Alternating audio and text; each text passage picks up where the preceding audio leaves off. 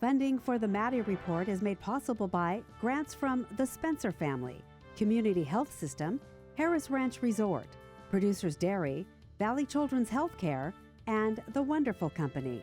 Additional support provided by from the Maddy Institute, the Public Policy Institute for the Valley's public universities. This is the Maddy Report with Executive Director of the Maddy Institute, Blake Zante. Welcome to the Maddy Report. I'm Blake Zante, Executive Director of the Maddy Institute. We're already barreling toward the 2026 June primary election. With the recent passage of Proposition 50 in the state of California, many voters could see new congressional candidates on their ballots. Major statewide contests like governor and lieutenant governor will be in front of Californians this year, and Valley voters are likely to see competitive races for their state house and local representatives. In recent years, several Valley races have been decided by only a handful of votes, underscoring the importance of participating in our electoral process. Here to decipher the political landscape in the upcoming primary are two Valley journalists who closely follow politics, David Taub, senior reporter for GV Wire, and Gabe Ferris, City Hall and Courts reporter from ABC 30 Action News. David and Gabe, thanks for joining us on the Maddy Report today. Really appreciate you being on the program. Thanks for having Blake. Well, let's jump right into all of the races that we're going to cover here today. The Central Valley, as you both know, once again is in the national spotlight because of how competitive several congressional districts are shaping up to be, with new district lines in place and some seats leaning more blue. How might this reshape the Valley's representation in Washington, maybe specifically with races like Congressman Valadeo's seat and Congressman Costa's seat? David, why don't we start with you and then we'll go to Gabe. I think a lot of people are saying David Valadeo is in trouble because of the redistricting, but I took an analysis of it. It's only really plus or minus 3% that's going to Democrats, and David Valadeo has always ran in a district where the odds were against him registration-wise, and given his opponents right now, whether it's going to be Jasmeet Baines or others, I think the Democrats on their side are going to really duke it out and probably bruise each other. So Valadeo, I don't think, he has so much to worry about as other analysis say he does because of the redistricting. And Gabe, what's your take on, how these races are shaping up in the primary? Well, keeping with Valadeo's district for a second, I think the geography there is interesting because it shifts it a little bit in sort of that western part of Fresno County, and sort of the demographics there, of course, a little bit different. But I do think that he recognizes that perhaps there could be a little bit more of an uphill battle than maybe there was a few years ago. And I say that because of his vote to extend the healthcare subsidies, breaking with members of his own party just a few weeks ago. Now, some might say that that was sort of a convenient vote for him to take because we all sort of knew that the Senate wouldn't be taking up that vote and it wouldn't be going to the president's desk for a signature. But I do think that was probably a move designed to sort of placate to, some of the more moderates that he is going to need help from to get over the hump. We will see sort of how representation works in the Central Valley. Of course, we're home to a third of the state's 9 Republican seats in the country. Sort of more broadly, though, I'm interested in this is all shaping up and shaking out, if you will, in light of all of the midterms across the country, right? And we've heard from plenty of folks who say that this is a referendum on the president and on the broader Republican Party. So maybe none of this matters in the national scale because things are shifting across the country anyway. So, it remains to be seen how Prop 50 will really shape representation and shape laws going forward. Now, Valadeo, he loses his key base part of Kings County, which has always been Republican reliably Valadeo. He picks up part of the northwestern part of the city of Fresno and more of the Democratic-leaning Bakersfield area. But you have Jasmeet Baines, who's a pretty moderate assembly member, and Randy Villegas, who's the Bernie crowd, the AOC crowd. This is, even though it's leaning a little bit more Democratic, it's still a very conservative, moderate Democratic area. And if it's Randy Villegas versus Valadeo, I think Valadeo has a definite shot. It'll be a little tighter if it's Baines and Valadeo. But, the thing is, he's losing part of his key base, and that may hurt him. But, the one Congress race who I think this Prop 50 will benefit the most is Adam Gray in the Merced area. Rating analysis have said it's more now strongly Democratic. And his past couple races, he had 2 races against the incumbent. He lost the first time. He won 2 years ago in extremely tight race. We're talking about like hundreds of votes. But now I don't think he's going to have strong competition from John Duarte because he's not running. And the others, Lincoln from the Stockton area, I don't know if he's the guy who can knock off Adam Gray, who's a pretty strong Democrat, and once again, a moderate, centrist Democrat. So that plays well in that area, and it just strengthens the new district redistricting, strengthens his chances. Thank you both for those insights. We're going to take a quick break, and we'll be right back. Up next, we'll be talking a little bit more about the governor's race and statewide elections in the state of California. This is the Maddy Report. Welcome back to the Maddy Report. Gabe and David, thanks again for joining us on the Maddy Report today. I'd like to switch gears a little bit to some of the statewide electoral contests that we have coming up in California. The race for governor keeps evolving, it seems, day by day. Even as we're recording this show, there may be changes tomorrow. We don't know. But several big name who people considered shoo-in candidates are out of the race, surprisingly. Rick Caruso, Attorney General Rob Bonta, Senator Alex Padilla, even Vice President Kamala Harris have all opted not to run for California governor. Why might some of these strong contenders be sitting out of the race for governor? And what does that tell us about the political environment in California right now? Gabe, why don't we start with you on this one? Yeah, well, I think we're in an era of politics where politicians have to have a brand, right? And the folks that you just listed here in California, in Sacramento, have a very good, have done a very good job at creating a brand for themselves.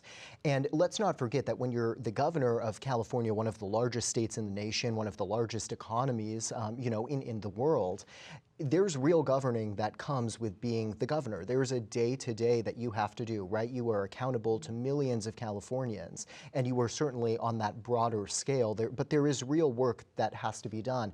I think what you're likely seeing from some of these politicians is a recognition that they can maintain their brands, that they can boost their brand, but they don't necessarily need to be in the governor's mansion to do that. They can do that in the position that they're in now, where it's a little bit of a lower profile, but their brand is still able to be a little bit bigger than that. So I think that's sort of what we're seeing. Politicians they're comfortable where they're at, and let's not forget that so many of those names have really created themselves as being a thorn in the president's side, and they're still able to do that by remaining in those positions. I covered the special session that was held in December 2024, just after the election, and what stood out to me, what still stands out to me, is that the state Democrats, including the governor, he said that it was actually appropriate to get more money to file these lawsuits against President Trump, because he said it helps the state's bottom line. The state would actually make money by suing the federal government. So that shows you sort of that they're into doing this, right? And they have their reasons for doing that. It's up to the voters to decide if they agree or disagree with that. But Attorney General Bonta, for example, he can stay in that seat. He can continue to do what he's been doing and still maintain his brand. I don't think he needs to be governor, to raise his profile any further. Yeah, I think this race is more defined by who's not running so far. Padilla, Bonta, Kamala Harris, and why aren't they running? I think it's ego. Especially for Kamala Harris. It kind of reminds me of Richard Nixon in 1960. 1960, Richard Nixon loses the presidency. Remember, 1962, he lost the governor's race in California to Ronald Reagan, and he got the famous line, "Oh, you're not going to have Richard Nixon take around anymore."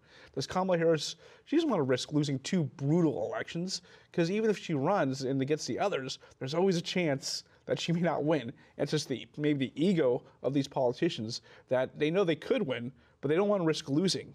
And now you have a free-for-all. Even Labor can't really decide on a Democratic candidate they want. We see Tom Steyer on advertisements all over the place. He's a familiar face. He has some Fresno connections with, he or his wife owns one of the banks around here. So he's the most prominent because he has all the money to get on TV. You have others. Eric Swalwell has a high profile. I mean, obviously, all these are all anti-Trump people, and you're right. Sure. That's kind of what these Democratic candidates will run on. Of course, you have the doomsday scenario, and I say maybe a 10% chance that two Republicans make it to the primary because the Democrats really beat each other out. And if I say that happens, I'm going to say probably a law will change. But let's not forget, though, if I could for a moment, the campaigns are grueling, right? Whether you're at the top of the list or the bottom of the list, that's a long time to be on the campaign trail, traveling up and down the state, all the attention, you're under the microscope, and you think of our former vice president, right? She's not in a position where she wants to do that, where she needs to do that, right? She's coming from Washington. So, I always think that people underestimate just how hard the campaigns are. That is certainly a consideration because, of course, it would be wonderful to be in that mansion, but there's a long process to get there. And we've seen Swalwell make appearances in Fresno. Antonio Villaraigosa, the former mayor of LA, has appeared in Fresno. He has a fundraiser scheduled later this week. So, some of them are coming to Fresno. I think all the major candidates will hit Fresno eventually between now and June because Fresno's going to be a key area. Right. But yeah, it's a free-for-all right now. I think that's a good outlook of the current field as it stands. We're going to go to another quick break. Unfortunately, we're out of time to talk about the governor's race, but we'll come back and we'll talk about some more other local races and the musical chairs that's going on in our Central Valley.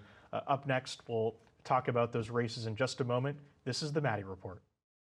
Welcome back to the Maddy Report. One race that doesn't usually get much attention but seems more competitive this cycle is the Fresno County Superintendent of Schools. For viewers who may not be familiar, what does this office actually do, David and Gabe, and why is it important, and why is this contest, sort of come to the forefront before voters? Gabe, why don't we start with you?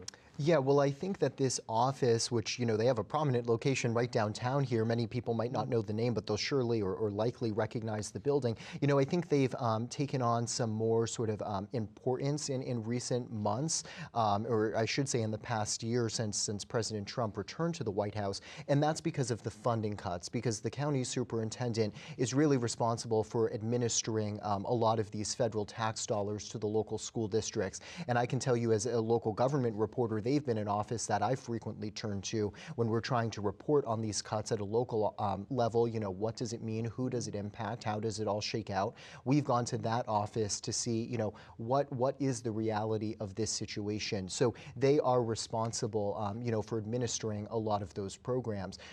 Shifting gears, to the election, to the candidacy of it all, that's certainly very interesting. David can maybe touch on that a little bit more, but both of the prominent candidates in this race put their hats in the ring here over a year ago, 18 months before the primary for this race. So it really is shaping up to be quite something. David, what about if you could talk about that, and then also I know you've been following the movement of sort of musical chairs around City Hall, county boards of supervisors, even some of our local state house seats here in the Valley. So you talk about the superintendents, but then also if you can talk about some of the movement that we're seeing between rotating office holders in the Valley. You asked, what does the county superintendent do? I think that's a question that the candidate's going to have to answer. I ran to Amber O'Brien, who's one of the candidates, and I asked her that question. And, she said, it's kind of giving support to the smaller districts, kind of being a backstop. You have two major districts here, right. Three, Central, Fresno, and Clovis Unified. They're all pretty prominent, all have huge budgets on their own. So they draw less need or support from the county office. But yeah, it's unusual. It's competitive. You got an incumbent Cantwell Kofer, who I don't think she's done anything wrong that necessitate we need to replace her. But Amir O'Brien, coming off a successful stint at Clovis Unified, you got all the town power brokers, the political types, kind of splitting their support. So that'll be interesting on how this one goes. And for the local races in June, it's going to be Fresno county-wide races, and just the Fresno City Council that's going to be on the ballot. And in the Fresno City Council, we know there's going to be at least 3 new members, possibly 4 or 5.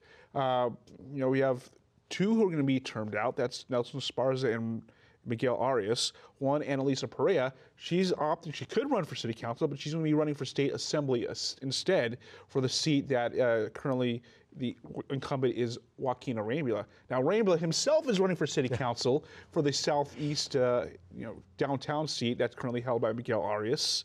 So, that's one seat. Mike Carbasi, he's in the middle of his term representing Northwest Fresno. He's planning to run for supervisor because the current supervisor in Northwest Fresno County, Brian Pacheco, he is running for state assembly, for the state assembly seat that's held by Esmeralda Soria. Esmeralda Soria is planning to run for state senate. That seat's held by Annie Caballero, who is termed out. She's running for a state office, and it keeps going round and round. Right. And Gabe, you follow City Hall closely as well. Are there any other local races that Valley voters might want to keep their eye on? Well, I'm just personally very interested in Fresno County Clerk and Registrar of Voters, which of course, Council President Carbasi was running for a short period, and I really pressed him, when he made that decision to enter that race and also made the decision to drop out of that race. But what I also find fascinating about the Council President is that he is Council President, and he was just reelected as Council President just last week. So he was running that, sort of campaign, if you will, from the council dais there, but he is also in this race to leave City Hall. So I find that to be very fascinating, is how will this all shake out? Now, clearly his colleagues voted for him, right? David, you had some reporting there on how that vote went down. So they clearly weren't too worried about maybe having to have a special election later on at the council level to fill the rest of his presidency. But I just find that fascinating that he is really running for a lot of races. Gabe, I appreciate you bringing that up too, because David, you did recently report on the Fresno City Council's leadership election. Could you, maybe just paint a picture for us there? Did any of this musical chairs have any impact on that leadership election, and what was going on there? Apparently not. The city council changed the rules. That is just going to be a rotation. If your number's next in line, then you would be the next city council president. They changed it. That goes into effect this year. So anybody could be it. And that kind of meant a free-for-all atmosphere. Nobody could really politic on it yet until the day of. So I was kind of anticipating maybe it would take more than one ballot. Right. But, one ballot, let's vote. Boom, Carbasi, you're reelected again, the first city council president to serve consecutive terms of more than 20 years. And, I was kind of surprised just how lack of contention there was. But, at City Hall, sometimes, they'll say things in private, but they won't do it in public. And so it was a simple vote. I just don't think the city council had an appetite for destruction. And maybe that's a function, if I could for a moment, maybe that's a function of just all the dominoes, right, and sort of everything, those musical chairs happening. Maybe nobody really has the capacity or the bandwidth to really want to do that. So it's just, hey, let's just keep the status quo, right? President Carbasi has done a good job. If he wants to do it again, we'll let him do it again, and everybody's happy. I think maybe that's just ultimately what it likely came down to. Those are interesting points. We're going to wrap up our conversation in just a moment with David Taub and Gabe Ferris. This is the Maddy Report. Welcome back to the Maddy Report. Gabe and David, thanks again for joining us today on the program. We're talking about local elections, state elections, federal elections here in the San Joaquin Valley, what Valley voters should be paying attention to. Finally, to wrap up our conversation, let's shift gears to the state legislature. State Senate, State Assembly. This came up in our previous conversation as we were talking about different elected officials running for different offices. Some races to note: Fresno County Supervisor Nathan Magsig is running for State Senate to replace State Senator Shannon Grove, who's terming out, running for State Board of Equalization against Fresno City Council member Nelson Esparza. Michael Mayer, who was another Republican in that race, is no longer in the field. There's been some rumblings about a current candidate emerging, but it seems like Nathan Magsig has raised a pretty sizable campaign war chest. Do we expect a serious challenger to emerge from Kern County? And, is there a regional balance of power, maybe not necessarily partisan battle going on right now? I think this Nathan Magsig, I think he has the clear path.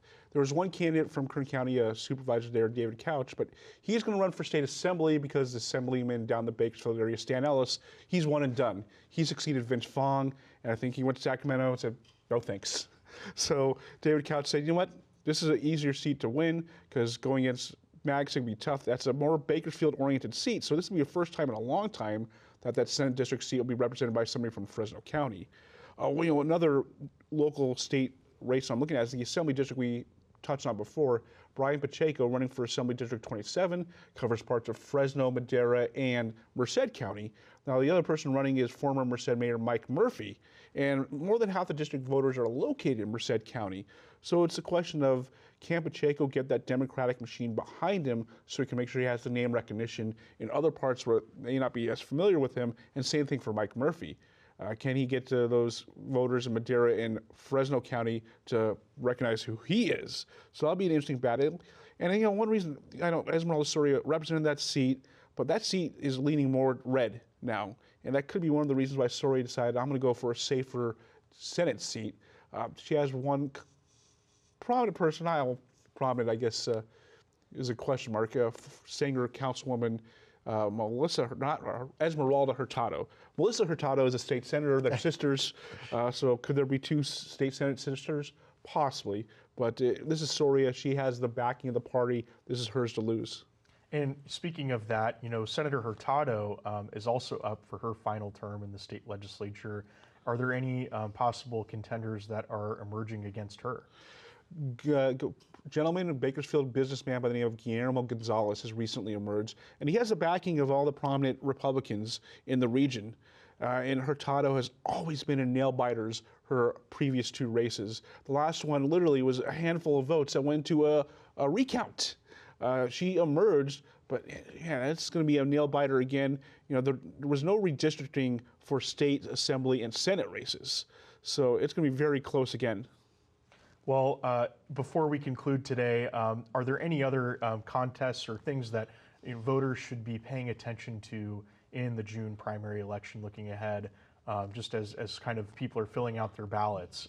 Obviously, still a lot of time between now and then as we're recording this episode, but are there any issues or particular races that you think could kind of come out of the dark and surprise voters?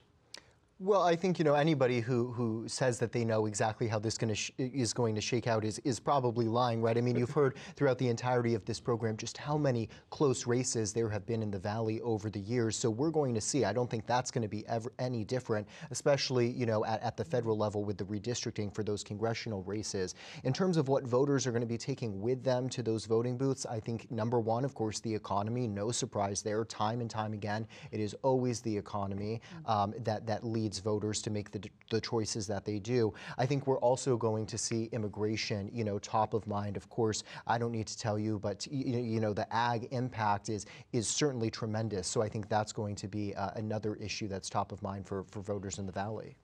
Really, and I think 4 competitive Fresno City Council races are particularly high. Just remember, it's not necessarily how much money you got or how much name recognition, but knocking on doors. That is the winning strategy I've always noticed. Well, David Taub from GV Wire, Gabe Ferris from ABC 30, thank you both for joining the Maddy Report today. Appreciate the partnership with both of your organizations and all you do with the Maddy Institute. So thanks again for your time. Thank you. Thanks, Blake. Great to be here. And thank you for tuning into the Maddy Report. To learn more about the Maddy Institute, visit themaddyinstitute.org. The views expressed in the Maddy Report are those of the individuals participating in the program and do not necessarily reflect the views of the Maddy Institute. If you'd like to share your thoughts about today's episode of the Maddy Report, please visit our website at maddyinstitute.com.